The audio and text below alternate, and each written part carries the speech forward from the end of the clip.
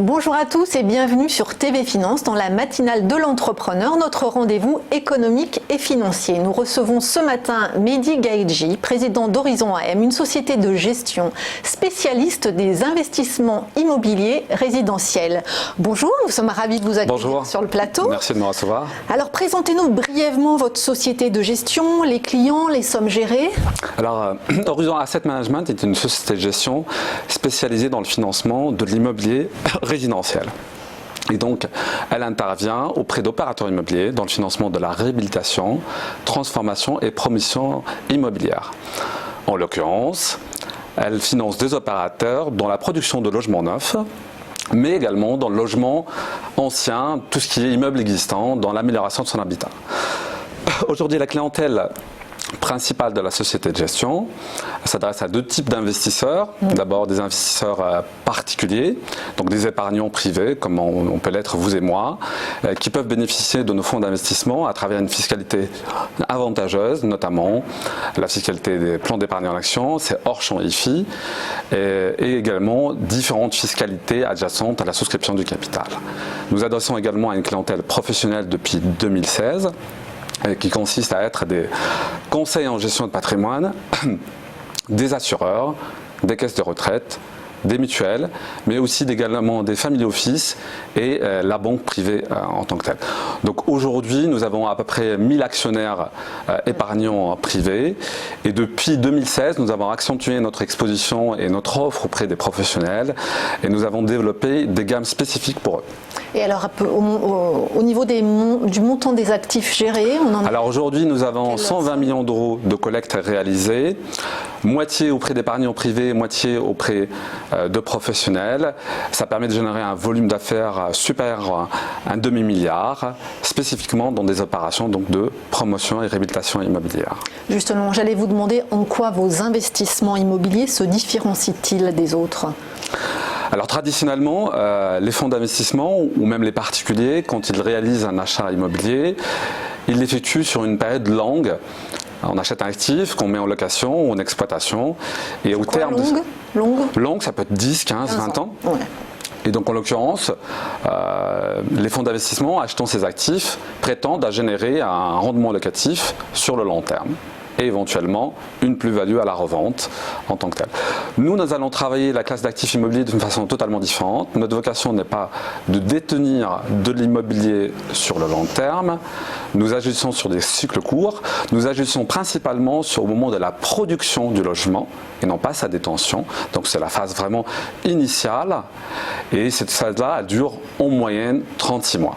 Donc nous avons une détention très très courte de l'actif immobilier, contrairement donc à cette façon classique de faire, ce qui nous permet de non pas prétendre à générer des rendements locatifs sur le long terme, mais des plus-values entre le moment de l'achat, la création de valeur et la revente de l'actif immobilier. Oui, c'est très novateur comme approche de l'immobilier. En tout cas, ce n'est pas ce dont on a l'habitude. Mais alors concrètement, dans quels actifs investissez-vous ? Vous investissez dans des immeubles en construction, dans des programmes auprès de promoteurs ? Comment ça se passe ? Alors, d'abord, nous intervenons essentiellement en Île-de-France et dans les grandes métropoles françaises. Nous finançons effectivement majoritairement du résidentiel et de l'habitat. Donc nous intervenons généralement en phase initiale, quand le projet est déjà pré-développé, c'est-à-dire dispose des autorisations de construire quand il s'agit d'une promotion de logement neuf. Donc il s'agit de l'acquisition d'un terrain qui bénéficie d'une autorisation de construire et ça permet d'édifier un immeuble qui lui sera revendu soit des acquéreurs occupants, soit des bailleurs sociaux, soit des acteurs autres en tant que tels. Nous finançons également des immeubles existants quand il s'agit de les transformer, changer leur destination. Par exemple, actuellement, nous venons d'acquérir un ancien bâtiment centre de tri de la Poste, qui est donc central dans son emplacement. En Île-de-France ? En Île-de-France, à Voisins-le-Bretonneux, là où se trouve notre siège social, à Saint-Quentin-en-Yvelines. Et le bâtiment de centre de tri n'existe plus en tant que tel, n'a plus d'utilité. Nous le rachetons et nous allons le diviser en logements. Une partie vendue à un bailleur social et une partie en accession. Et à ce moment-là, votre rémunération à vous, c'est la plus-value réalisée sur la revente des logements ? Tout à fait. Plus précisément, c'est la marge et la plus-value générée à travers le moment de l'achat, la création de valeur et la revente, qui rémunère les investisseurs. La rémunération de la société de gestion est beaucoup plus cadrée par les normes de l'autorité de marché financier et elle n'est pas spécifiquement liée à la marge et la plus-value générée sur nos fonds d'investissement.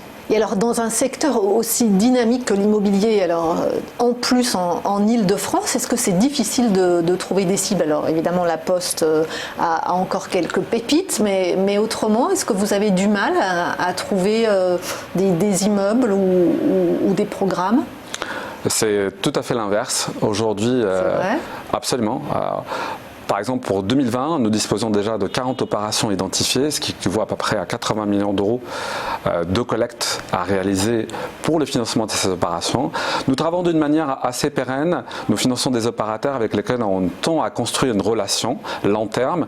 Nous sommes des accélérateurs et des je dirais du plan de développement de ces opérateurs immobiliers qui souvent peuvent produire 100, 200, 300 logements, mais grâce à notre intervention peuvent passer à un effet supérieur, à une taille supérieure qui les sécurise. Vous jouez le rôle d'une banque finalement pour eux presque. Oui, d'accélérateur de développement parce qu'une banque intervient à un moment, à l'instant T, opération spécifiquement. Nous, notre vocation, c'est de pérenniser l'opérateur immobilier. Et en lui permettant cette pérennité, il peut anticiper ses besoins.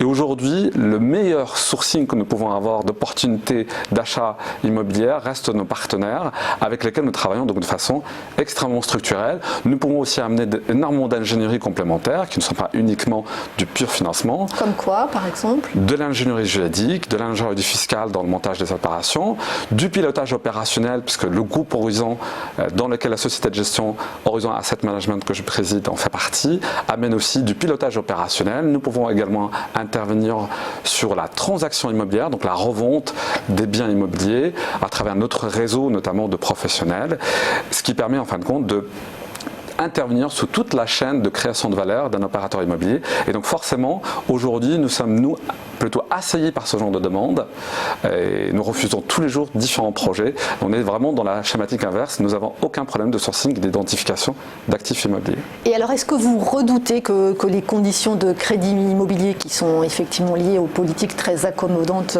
des banques centrales deviennent moins favorables dans les prochaines années ? C'est toujours très difficile de se projeter dans ce genre de questions. Ce qui est certain, c'est que nous sommes dans un environnement à taux bas. Nous pensons dans les 2-3 ans qui viennent, il n'y a pas de risque majeur qu'il y ait une augmentation significative des taux d'intérêt. Nous avons un petit référentiel interne. Le rendement locatif du logement neuf, donc quand vous achetez un bien immobilier que vous mettez en location, est de l'ordre de 3,32 annuel. C'est-à-dire le loyer divisé par le prix immobilier. Les taux d'intérêt aujourd'hui sont à 1,5. Donc on peut supposer que tant que cette courbe n'est pas inversée, nous serons sur un marché favorable. Par ailleurs, nous produisons des logements, c'est un besoin structurel, un besoin fondamental. Et on n'a pas vocation de sortir de ce besoin-là. Il peut y avoir une accélération de la hausse des taux d'intérêt. Le corollaire, c'est qu'il y a un ajustement de la production de logements en tant que tel, mais le besoin, lui, reste réel. Et est-ce que vous redoutez une bulle? On parle beaucoup de bulles immobilières à Paris, avec des loyers qui atteignent 12 000, des montants qui atteignent 12 000 euros le mètre carré. Est-ce que vous redoutez une bulle? Est-ce que là, il y a un danger? Est-ce que Paris est important dans votre portefeuille d'investissement? L'activité de production immobilière est une activité cyclique. Elle est soumise à différents mouvements, donc on ne le redoute pas. On peut l'anticiper entre autres. Ce qui est certain, c'est qu'aujourd'hui Paris reste un marché très spécifique. L'augmentation de prix est vraiment impressionnante. Un marché qui augmente de plus 10, plus 15, plus 20% en un an peut aussi connaître des baisses de la sorte. C'est pour ça que notre exposition sur le marché parisien est limitée à moins de 7% de notre portefeuille. Il faut y être parce qu'il y a une vraie demande, une vraie appétence et on répond à des besoins quand même fondamentaux. Mais quand on intervient en Île-de-France, on privilégie la première couronne, la seconde couronne, avec une identification anticiper des zones dans lesquelles il pourrait y avoir une plus-value future, notamment les tracés de Grand Paris permet d'anticiper ce genre de choses, ou aussi anticiper des changements de catégories socio-professionnelles futures, par exemple le 93, Montreuil, Clichy, pour les plus anciens qui ont démarré il y a un certain temps, ont connu des hausses très importantes. Notre vocation, c'est d'identifier ces marchés-là, pondérer Paris par rapport au reste de l'Île-de-France. Et alors, quel est le taux de rendement que vous proposez in fine à vos clients? Alors, comme je l'ai évoqué, nous faisons tourner nos actifs immobiliers achetés tous les 3 ans. Nos fonds d'investissement ont une durée de vie moyenne de 7 ans. Nous ciblons, grâce à cette rotation des actifs, des rendements moyens qui sont compris entre 4 à 8%. Et est-ce qu'il s'agit d'investissements socialement responsables? La production de logements est un moment clé qui peut agir sur la vie du bâtiment existant pendant les dizaines d'années qui suivent. À chaque mesure que nous prenons, nous avons un impact social. Nous avons décidé d'incarner cet impact à travers une offre spécifique qui s'appelle Horizon Impact. Nous lançons le premier fonds obligataire destiné donc à financer la production de logements responsables. Et cette offre-là a démarré il y a quelques semaines. Nous avons déjà des intentions d'investissement assez importantes. Nous participons ainsi à réaliser des écoquartiers, à produire du logement à vocation sociale, à créer de l'aménagement avec des interventions de vie et de l'habitabilité mixte. Par exemple, nous concevons des immeubles qui peuvent contenir des maisons médicales en rez-de-chaussée et du logement handicapable, ce qui permet à cette population qui a besoin de consommer des soins immédiatement de pouvoir y disposer en rez-de-chaussée de leur immeuble. Et alors, quelles sont les prochaines étapes de développement pour Horizon AM ? Déjà, faire progresser notre collecte. Nous visons déjà le cap des 200 millions d'euros. À quelle échéance ? 31/12/2020, donc dans un an, un petit 15 mois à peu près, avec une vocation moyen terme d'aller dépasser les 500 millions d'euros. En parallèle, nous visons à accentuer notre ingénierie et expertise. Nos équipes se renforcent. Nous sommes aujourd'hui 60 collaborateurs dans le groupe.